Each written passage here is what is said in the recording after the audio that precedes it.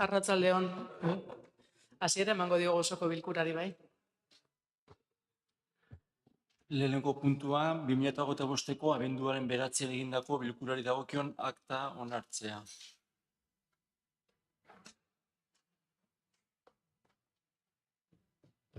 Aldeko botoak, hau batez. Bigarrena daukagu 2025 eta 26ko ekitaldietarako ordainsarien igoera.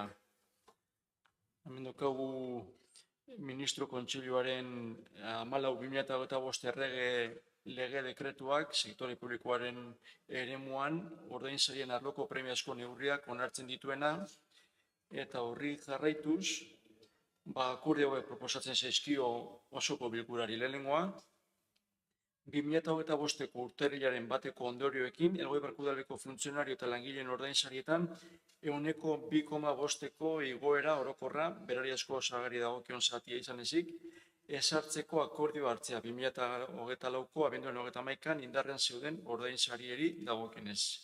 Bigarrena, Maialen Gurrutxaga Uranga, Jon Zubiaurre Ros, Aitziber Aranbari Uranga, Andrea Arriola Ferrer, Ariana Nogales Babarro, Iñigo Loyola Garate, Atsegin Uzuriaga Mendizabal Andreak eta Aser Araujo Iglesias jaunak, 2025ko ekitaldian jaso dituzten ordainsariari, 2025ko urtarrilaren 1etik aurrera 2,5%ko egoera ezartzeko akordio hartzea 2024ko abenduaren 31an indarrean zeuden ordainsariekin alderatuta eta anitzintasuna dela eta legokiekena kontutan izan gabe. Hirugarrena, 2025ko ekitaldirako udal taldei dagozkien diru izendapenetan 2025ko urtarrilaren 1etik aurrerako eraginarekin 2,5%ko igoera ezartzeko onarpena ematea 2024ko abenduaren 31an indarrean zeuden ordainsariekin alderatuta. Laugarrena, 2026ko urtarrilaren 1eko ondorioekin Elgoi Barku Udaleko funtzionario eta langileen ordainsarietan 1,5%ko igoera orokorra berariazko osagarri dagokion zatia izan ezik, ezartzeko akordio hartzea 2025ko abenduaren 31an indarrean zeuden ordainsariei dagokionez. Bigarrena, Maialen Gurrutxaga Uranga, Jon Zubiaurre Ros, Aitziber Aranbari Uranga, Andrea Arriola Ferrer, Iñigo Loyola Garate, Atsegin Uzuriaga Mendizabal eta Aser Araujo Iglesias jaunak 2026garren urtealdean jasoko dituzten ordainsarieri 2026ko urtarrilaren 1etik aurrera 1,5%ko igoera ezartzeko akordio hartzea 2025ko abenduaren 31an indarrean zeuden ordainsariekin alderatuta. Eta antzinatasuna dela eta legokiekena kontutan izan gabe. Seigarrena, 2026ko ekitaldirako udal taldei dagozkien diru izendapenetan 2026ko urtarrilaren 1etik aurrerako eraginarekin 1,5%ko igoera ezartzeko onarpena ematea 2025ko abenduaren 31an indarrean zeuden ordainsariekin alderatuta. Zazpigarrena, beste erabaki bat hartu beharrik gabe, Elgoi Barku Udaleko funtzionarioi eta lan kontratuko langileei ordainsarietan 0,5%ko igoera gehigarri eta finkagarria erabakitzea, berariazko osagarriari dagokion zatia izan ezik, 2026ko urtarrilaren 1etik aurrerako ondorioekin, 2025ko abenduaren 31an indarrean zeuden ordainsarien aldean, igoera hori aplikatzeko baldintza izango da, 2026an KPIk izandako aldaketaren batura 1,5%koa edo handiagoa izatea. Ordainsari igoera gehigarri eta finkagarri hori 2026ko urtarrilaren 1etik aurrerako ondorioekin 0,5%koa izango da, 2025ko abenduaren 31an indarrean zeuden ordainsarien baldin eta 2026an KPIak izandako aldakuntzaren batura 1,5%koa edo handiagoa bada. Bosgarren paragrafoan adierazateko pertsonei eta udaltaldei dagozkien esleipen ekonomikoi ere aplikatuko zaie. Baldintza hori betetzen bada, igoera gehigarri hori 2027ko lehen hiruhilekoan ordainduko da. Estatistikako Institutu Nazionalak 2026ko KPIaren datuak argitaratu eta Ministro Kontseiluaren erabakien bidez, haren aplikazioan hartu eta boen argitaratu ondoren.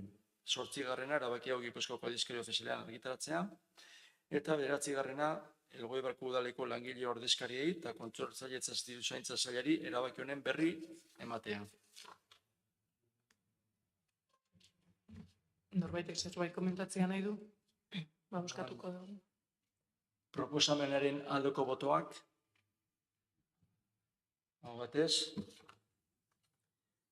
Hirugarrena, daukagu Arriaga bat eremuaren hiru luzatiaren xehetasun azterketa behin betiko onartzea. Hasiera batean onartu zen xehetasun azterketa hau, tokiko gobernu batzarrak 2025ko azaroaren 24an hartutako erabakien bidez, jende aurrean egonda, ez da inongo alegaziorik aurkeztu, eta lurralde batzordeak honako akordioak har ditzala proposatzen dio osoko bilkurari. Lehenengoa, Arriaga bat eremuko hiru lurzatiaren xehetasun azterketa behin betiko onartzea. Bigarrena, behin betiko akordioa Gipuzkoako aldizkari ofizialean argitaratzea, eta hirugarrena, akordioa Deba Bailarako Industrialdea S.A.ri jakinaraztea legez ezarrita dagoen eran. Zerbait komentatzeko? Aurreroz. Orduan, proposamenaren aldeko botoak, aho batez, hauren.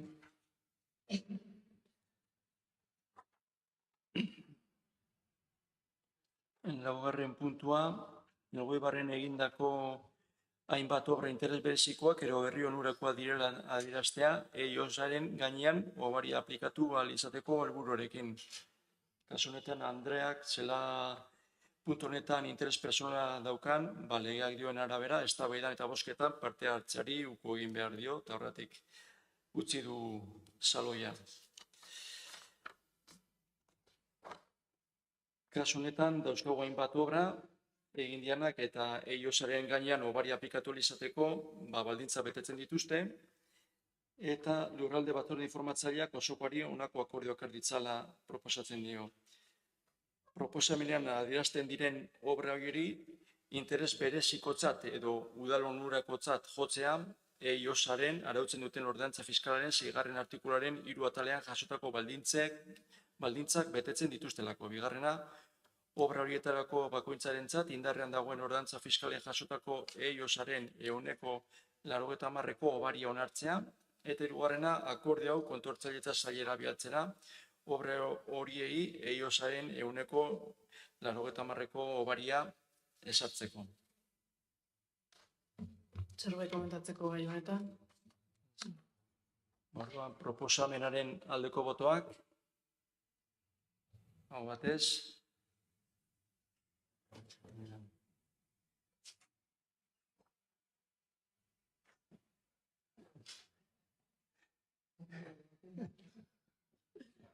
Vale.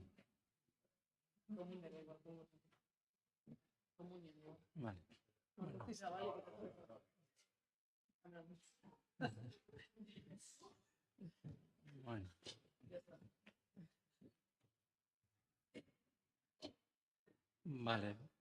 Bosgarrenea daukagu alkatetzaren ebazpenen berri matea. 3 ebazpen dauzkagu.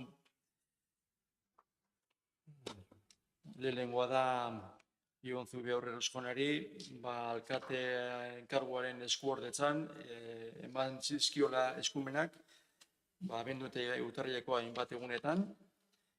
Bigarrena da, Ariana Nogalesik PSeko taldearen bozeramaileak, orain arte izan duen 50%ko arduraldi partzelari uko egiteko aurkeztu den eskaera onartu zen, eta honen eragina da 2025ko abenduaren 31tik aurrerako ondorioekin. Eta hirugarren ebazpena da, Kirol batzorde informatzaileen osaera eta batzorde buruan izendapena, eta horrela giltzen da, batzorde buru Ricardo Astigarraga Zabaleta, batzordekideak Maria Pilar Iranzo Arenas, Aitor Iriondo Unamunzaga, Eneritzazpe Basurko, Joseba Osoriturbe eta Ariana Nogales Babarro. Eta gero, ordezkoa daude, besterik gabe. Azkeneko puntua, eskariak eta galderak. Zerbait da kasue komentatzeko? Bokatuko dugu osoko bilkura.